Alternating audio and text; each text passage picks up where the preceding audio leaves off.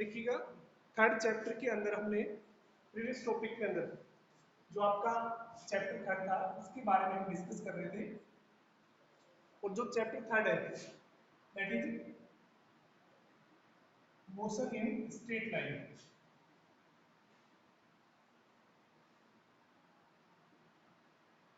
Straight line motion के बारे में हम डिस्कस कर रहे थे, यानी कोई भी ऑब्जेक्ट जब सीधी रेखा में चलता है, ठीक है, किसी भी एक एक्सिस के अलोंग जब मोशन करता है तो उस केस को हम क्या बोलते हैं, स्ट्रेट लाइन मोशन बोलते हैं। ठीक है, अब वो चाहे ऑब्जेक्ट एक्स एक्सिस के अलोंग मोशन कर सकता है तभी ये स्ट्रेट लाइन मोशन कहलाएगा। ऑब्जेक्ट चाहे वाई एक्सिस के अलोंग मोशन कर सकता है, यानी आप किसी भी प्लेन को अगर ऊपर से गिराते हैं तो एकदम वर्टिकली वो नीचे की तरफ आएगा, तो ये भी क्या होता है, वन स्ट्रेट लाइन मोशन है। ठीक है, या फिर वो जेड एक्सिस के अलोंग भी मोशन कर सकता है इस तरह से। ठीक है, तो अगर कोई भी बॉडी एक एक्सिस के अलोंग मोशन करती है तो उसको हम क्या बोलते हैं, स्ट्रेट लाइन मोशन। ठीक है, अब देखिएगा, ये मान लेते कि ओरिजिन हो गया,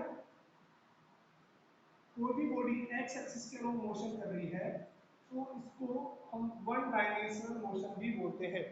वन डायमेंशनल यानी केवल एक डायमेंशन के अलोंग जब मोशन करती है तो उसको भी हम क्या बोलते हैं, वन डायमेंशनल मोशन। यानी स्ट्रेट लाइन मोशन का ही दूसरा नाम क्या है, वन डायमेंशनल मोशन। ठीक है,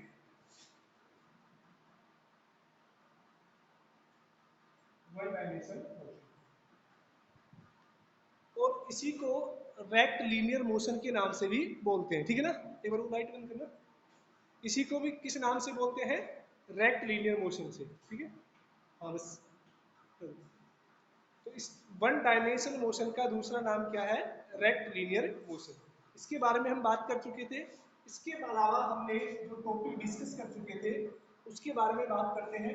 एक हमने डिस्कस किया था रेस्ट। रेस्ट का मीन्स क्या है कि कोई भी बॉडी अगर एक जगह पर प्लेस है, यानी उसके अंदर पोजीशन में चेंज नहीं हो रहा है,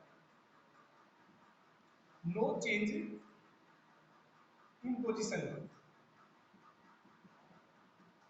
किसी भी बॉडी की पोजीशन में अगर चेंज नहीं होता है तो उसको हम क्या बोलते हैं, रेस्ट स्टेट बोलते हैं। जैसे कि मैंने एग्जांपल दिया था कि जैसे आपकी स्कूल है, आप आज देखेंगे वो भी उसी पोजीशन पे होगी, अगर आप 10 दिन बाद आके देखेंगे तब भी आपकी स्कूल है सेम पोजीशन पे एग्जिस्ट करेगी। यानी इस स्कूल की जो पोजीशन है उसके अंदर कोई भी चेंज नहीं हो रहा है, तो इसको हम क्या बोलते हैं, रेस्ट स्टेट।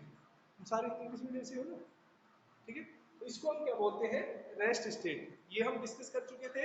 इसके अलावा हमने मोशन के बारे में भी बात की थी।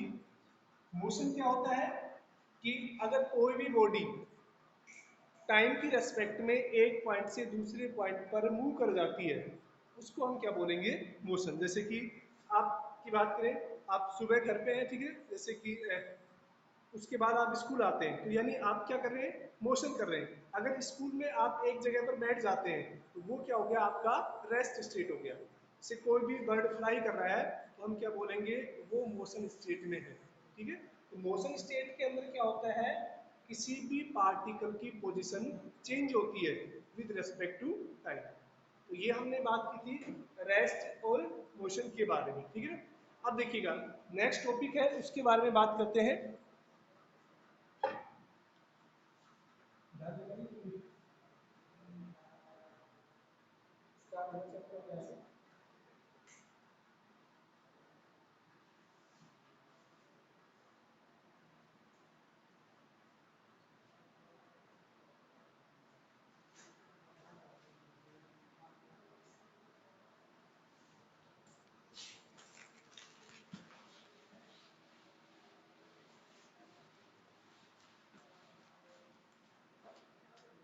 देखिएगा नेक्स्ट टॉपिक है आपका डिस्टेंस।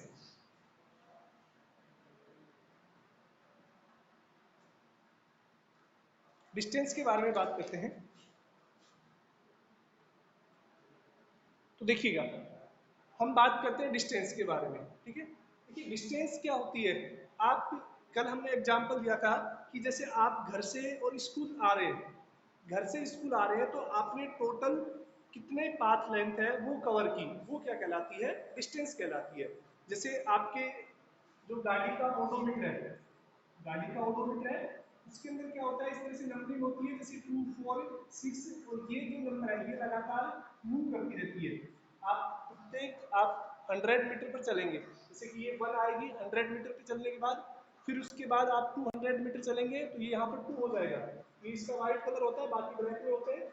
इसके बाद आप 300 मीटर चलेंगे तो यहाँ पर 3 हो जाएगा। इस तरह से 9 के बाद नेक्स्ट आप 100 मीटर चलेंगे तो यहाँ पर 6 की जगह कितना हो जाएगा, 7 हो जाएगा, ठीक है ना। यानी जो गाड़ी का ओडोमीटर होता है वो किसको रिप्रेजेंट करता है, डिस्टेंस को रिप्रेजेंट करता है, ठीक है। तो डिस्टेंस एक्चुअल में क्या होती है, इनिशियल पोजीशन से और फाइनल पोजीशन जहां पर आप रुके हैं, इनिशियल पोजीशन क्या होगी, जहां से आपने चलना स्टार्ट किया है, और फाइनल पोजीशन जहां पर आप फाइनली आके रुके हैं। तो उस ड्यूरेशन में आपने टोटल कितना पाथ कवर किया, कितनी आपने डिस्टेंस कवर की, कितनी आपने लेंथ कवर की, उसी को हम क्या बोलते हैं, डिस्टेंस बोलते हैं। तो समझ में आया डिस्टेंस क्या होती है, कि किसी भी ऑब्जेक्ट का टोटल पाथ लेंथ है वही क्या कहलाती है, डिस्टेंस कहलाती है, ठीक है ना। डिस्टेंस लिखिएगा, it is a total path length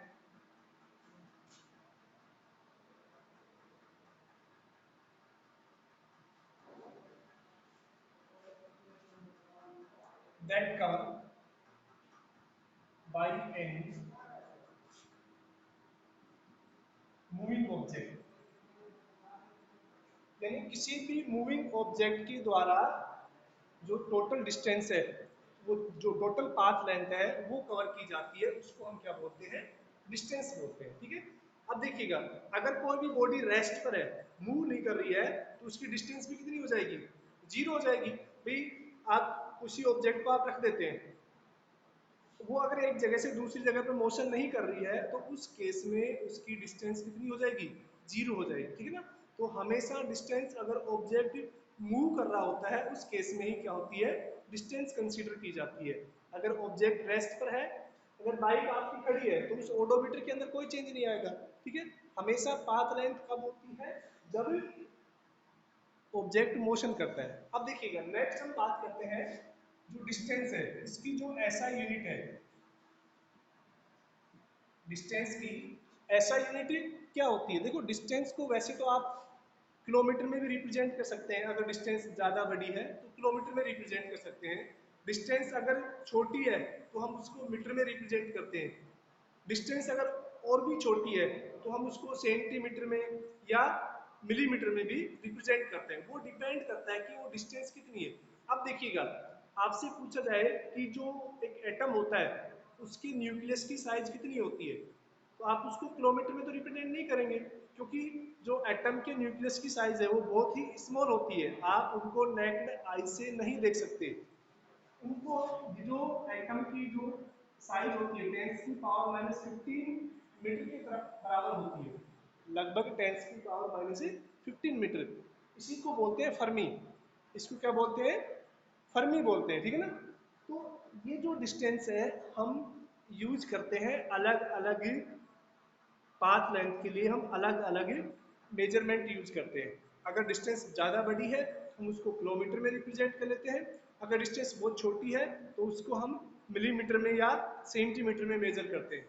अगर डिस्टेंस और भी ज़्यादा छोटी है, ठीक है ना, तो उसको हम इसमें मेजर करते हैं, जैसे माइक्रोमीटर हो गया, नैनोमीटर हो गया, पीकोमीटर हो गया, उनके बारे में हम बात करेंगे।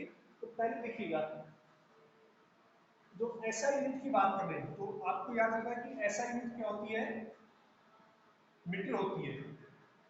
ऐसे तो डिस्टेंस की किलोमीटर भी होती है, लेकिन आपसे पूछा जाए कि डिस्टेंस की एसआई यूनिट लिखिए, और आपको ये भी याद रखना है फिजिक्स में जो भी न्यूमेरिकल्स आप करेंगे हमेशा एसआई यूनिट के अंदर ही जितने भी फिजिकल क्वांटिटी हैं उनको चेंज करके सोल्व करते हैं, ठीक है ना। क्योंकि आंसर तभी सही आते हैं जब आप सभी फिजिकल क्वांटिटी को एसआई यूनिट में कन्वर्ट करते हैं। तो डिस्टेंस की एसआई यूनिट क्या है, मीटर है, और आपको पता है कि मीटर को किससे लिखते हैं, एम से लिखते हैं, ठीक है। अगर हम बात करें फॉर्मूला की, डिस्टेंस इक्वल टू क्या होती है, distance equal to speed into time. Speed into time यानी अगर कोई भी ऑब्जेक्ट है, 20 किलोमीटर पर आवर की स्पीड से मूव कर रहा है। कितनी स्पीड से मूव कर रहा है? 20 किलोमीटर पर आवर की स्पीड से मूव कर रहा है। तो वो 3 आवर्स में कितने दूर चला जाएगा? हम या 3 आवर्स में वो कितने डिस्टेंस कवर करेगा, हम कैसे निकालेंगे? तो उसकी स्पीड कितनी है? 20 × 3, यानी हम उसको कैसे निकालेंगे? 60 किलोमीटर वो क्या हो जाएगा? अपनी इनिशियल पोजीशन से ट्रेवल कर जाएगा। ठीक है, तो डिस्टेंस हमेशा क्या होती है? Speed into time. तो डिस्टेंस को देखिएगा ऐसे लिखते हैं, किसी बुक में एक्स से भी मिल जाएगा। ठीक है, इसमें कंफ्यूज नहीं होना है। डिस्टेंस को आप किसी बुक में स्मॉल एस से भी मिल जाएगा, किसी बुक में आपको एक्स से भी मिल जाएगा, और किसी बुक में आपको आर से भी मिल जाएगा। ठीक है, ये आपके ऊपर डिपेंड करता है कि आप कैसे लिखते हैं। ठीक है, आप याद रखिए डिस्टेंस को ऐसे ही लिखते हैं मेनली। ठीक है, तो एस इक्वल टू क्या होगा? स्पीड, यानी वी इंटू टी। ये फॉर्मूला किसका होता है? डिस्टेंस का होता है। ठीक है, speed into time. Clear? Distance हो गया, ये सबसे इंपॉर्टेंट है, ये याद रखनी है आपको कि स्पीड इनटू टाइम, और इसकी ऐसा यूनिट क्या होती है? मीटर होती है। अब देखिएगा डिस्टेंस की अदर्स यूनिट है। ठीक है ना, ये अलग से नोट डाल के लिखना है, small units of distance. Distance की स्मॉल यूनिट कौन कौन सी होती है? जैसे कि आप लिख सकते हैं 10 की पावर, या मैं ऐसे लिखता हूँ 1 पिकोमीटर। स्मॉल पी है ये, 1 पिकोमीटर होता है 10 की पावर -12 मीटर। ध्यान रखना नेगेटिव है ये। 1 नैनोमीटर होता है, स्मॉल एन है, 1 नैनोमीटर होता है 10 की पावर -9 मीटर। ठीक है, 1 माइक्रोमीटर दिख रहा है नीचे का? 1 माइक्रोमीटर क्या होता है? 10 की पावर -6 मीटर। तो ये स्मॉल डिस्टेंस होती है। ठीक है ना? हाँ, वो अभी बाद में बात करेंगे डिस्प्लेसमेंट के बारे में, तो अभी इस पे ध्यान दीजिए। इसके बाद देखिएगा माइक्रोमीटर है 10 की पावर -6। ऐसे ही अगर हम 1 मिलीमीटर की बात करें, इसको हम कितना लिखते हैं? 10 की पावर -3 मीटर। ये कुछ डिस्टेंस होती है। 1 सेंटीमीटर है, इसको हम कितना लिख सकते हैं? 10 की पावर -2 मीटर, और मीटर तो होता ही है। अब आपसे देखिएगा इसमें सबसे बड़ी प्रॉब्लम कहाँ आती है आपको? जब न्यूमेरिकल करते हैं, आपको डिस्टेंस मिलीमीटर में दे देंगे, तो आप डिस्टेंस को सेंटीमीटर सॉरी मीटर में कैसे कन्वर्ट करेंगे? तो ये आपको याद रखनी है, 1 मिलीमीटर होता है 10 की पावर -3 मीटर, 1 सेंटीमीटर होता है 10 की पावर -2। कैसे देखो, 1 मीटर में कितना सेंटीमीटर होता है? 1 मीटर में 100 सेंटीमीटर होता है। ठीक है, तो अगर हम 1 सेंटीमीटर में निकालेंगे, कितने मीटर हो जाएंगे? 1/100 मीटर हो जाएगा 1 सेंटीमीटर में।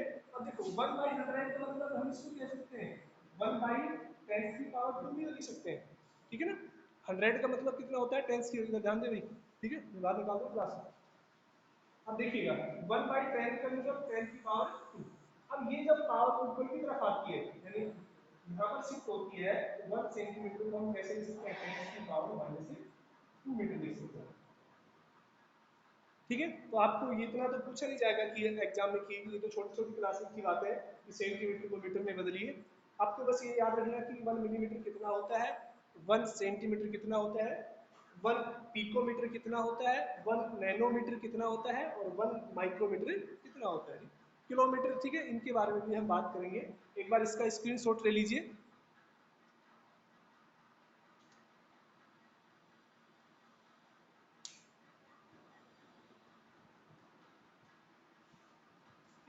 तो ये स्मॉल डिस्टेंस के लिए, किलोमीटर हम बाद में बात कर लेंगे। भी आपको वैसे पता है कि 1 किलोमीटर है वो कितना होता है? 1000 मीटर होता है। ठीक है, थोड़ा बड़ा लिख देता हूँ, इधर लिख देता हूँ। भी 1 किलोमीटर है वो कितना होता है? 1000 मीटर। 1000 मीटर में तो 1 किलोमीटर होता है। तो आप इसको 1 किलोमीटर को ऐसे लिख सकते हैं। 1000 का मतलब कितना हो गया? 10 की पावर 3। ये छोटी छोटी बातें, बस ये जो आपके लिए नया है उसके बारे में बात कर लेते हैं। तो डिस्टेंस के बारे में आपने डिस्कस कर लिया कि डिस्टेंस तो क्या होती है? टोटल पाथ लेंथ होती है। इसकी यूनिट क्या होती है? ये ध्यान रखना, मीटर। और मीटर को किससे लिखते हैं हम? एम से लिखते हैं। फंडामेंटल क्वांटिटी पढ़ी थी हमने सेकंड चैप्टर में, डिस्टेंस स्पीड इनटू टाइम होती है, ये इसका v इनटू टी हो गया। ये कुछ स्मॉल डिस्टेंस है। ऐसे देखो एक दो और होती है, चलो मैं लिख देता हूँ, वैसे तो केमिस्ट्री में ज्यादा काम आती है। आपने देखा होगा 1 एंगस्ट्रम, ये 10⁻⁻10 मीटर होती है। एंगस्ट्रम मेनली केमिस्ट्री में ज्यादा यूज की जाती है। 1 एंगस्ट्रम होती है 10⁻⁻10।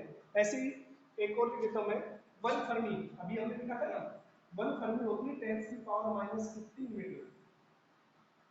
ये दोनों केमिस्ट्री में ज्यादा यूज आती हैं, हमारे तो यही काम आएंगी। फिर भी आप लिखना चाहें तो इनको लिख सकते हैं, ठीक है। तो आई होप आपने स्क्रीनशॉट ले लिया होगा इसका, डिस्टेंस के बारे में, ठीक है। सबसे एक और बात करते हैं थोड़ी सी, जो कॉम्पिटिटिव में पूछी जाती है, ठीक है। ये तो आपका थोड़ा बेसिक नॉलेज हो गया डिस्टेंस के बारे में, इतना तो आप 10th क्लास तक भी पढ़ के आए होंगे।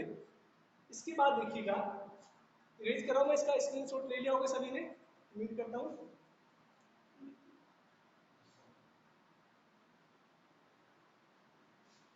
नोट तो मिल जाएंगे बाद में, कोई समझने की बात नहीं। बस तो थोड़ा इसे गलत किए, उनसे विचरा भी सकता है, कोई नहीं होगा। उधर जाओ दीपक को, आज तक इन दी थी कल।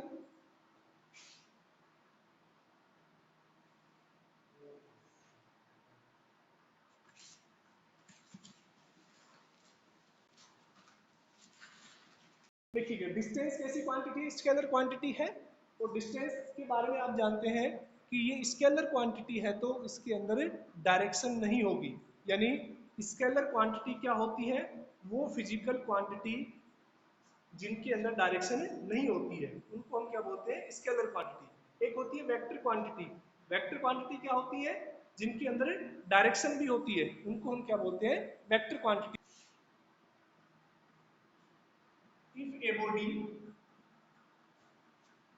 at rest, then बात करते हैं, इसे छोटा लिखते हैं, डिस्टेंस नेवर बी नेगेटिव। देखो डिस्टेंस कभी भी नेगेटिव नहीं हो सकती है, ये ध्यान रखना है आपको, नहीं हो सकती है, ठीक है। हमेशा पॉजिटिव रहेगी या फिर वो जीरो रहेगी। अगर ऑब्जेक्ट है, रेस्ट पे है, कोई ऑब्जेक्ट चल ही नहीं रहा है, एक जगह खड़ा है, तो उसकी डिस्टेंस क्या होगी, हमेशा जीरो होगी। अगर ऑब्जेक्ट मूव कर रहा है तो उसकी डिस्टेंस हमेशा पॉजिटिव रहेगी, कभी भी डिस्टेंस नेगेटिव नहीं हो सकती, ये ध्यान रखना है। डिस्प्लेसमेंट हम पढ़ेंगे अभी आगे, वहां पर दिक्कत हो जाती है बच्चे। डिस्प्लेसमेंट नेगेटिव हो सकता है, लेकिन डिस्टेंस कभी भी नेगेटिव नहीं हो सकती है। तो डिस्टेंस कभी भी नेगेटिव नहीं हो सकती है। तो ये कुछ दो पॉइंट्स एक्स्ट्रा थे किसके बारे में, डिस्टेंस के बारे में, क्लियर। अब देखिएगा, तो इसके बाद नेक्स्ट टॉपिक हम स्टार्ट करते हैं,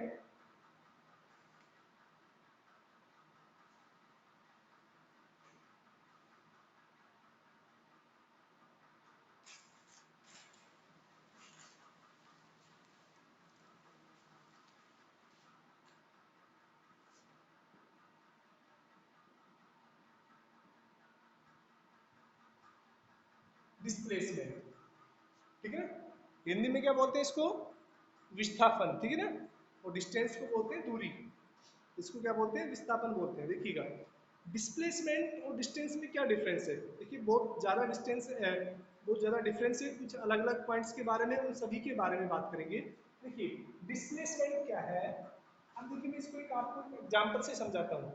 आप मान लेते कि एक पॉइंट पर खड़े हैं, ये पॉइंट ए है, यहाँ पर खड़े हैं, यहाँ से आपने चलना स्टार्ट किया, आप बी पर पहुंच गए। कितने, कहां पर पहुंच गए आप, बी पर। और मान लीजिए कि ये डिस्टेंस है, ये है 12 किलोमीटर। आप ए से चले और कहां पर पहुंचे, बी पर। और मान लेते ये डिस्टेंस कितनी है, 12 किलोमीटर है। इसके बाद आप नॉर्थ में मुड़ गए और आपने एक पॉइंट सी पर पहुंच गए, कहां पर, सी पर। मानते ये डिस्टेंस बी और सी यानी ये कितनी है, 5 किलोमीटर। तो पहला क्वेश्चन आपसे ये पूछा जाए कि बताइए आपने टोटल डिस्टेंस कितनी होगी, टोटल डिस्टेंस। तो तो आप इजीली बता सकते हैं। चलो मैं देखता हूँ, वीडियो क्वालिटी नोट क्लियर सही तो आ रही है, इसकी कोई दिक्कत नहीं होनी चाहिए। देखिएगा, टोटल डिस्टेंस है वो कितनी होगी भाई, आप ए से बी गए, बी से सी गए, यानी टोटल डिस्टेंस कितनी होगी, A B plus B C, यानी 12 प्लस 5 किलोमीटर, यानी आपकी टोटल डिस्टेंस कितनी होगी, 17 किलोमीटर। यानी आप ऐसे यहाँ पर जैसे आप बाइक से आते हैं, यहाँ पर आपकी बाइक रीडिंग है मान लो 1 2 3 है, आप जब ऐसे बाइक को लेके और सी पर पहुंचेंगे तो यहाँ पर कितनी हो जाएगी आपकी,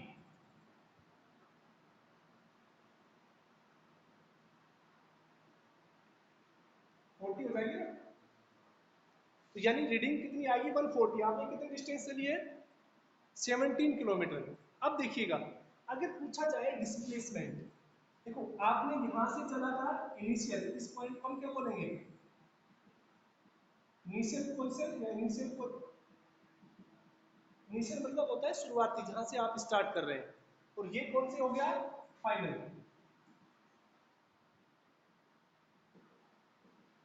जहां पर आप जाके रुक गए।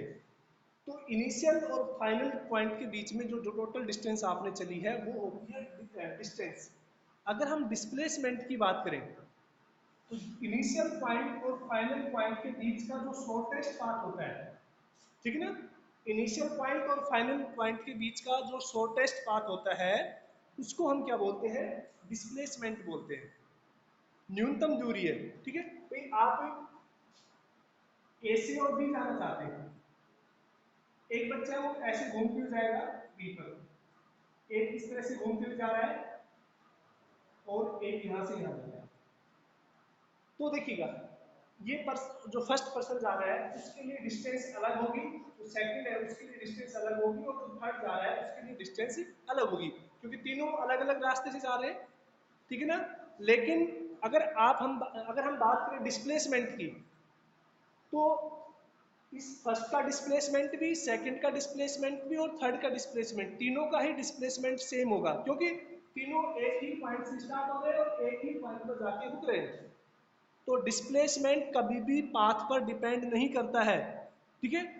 डिस्प्लेसमेंट इस पर डिपेंड नहीं करता है कि आप किधर से गए, डिस्प्लेसमेंट डिपेंड करता है आप जहां से चले और जहां पर आप पहुंचे, उन दोनों पॉइंट के बीच की जो डायरेक्ट डिस्टेंस है, सीधी दूरी है, वो कितनी होगी, वो ही डिस्प्लेसमेंट होता है, ठीक है।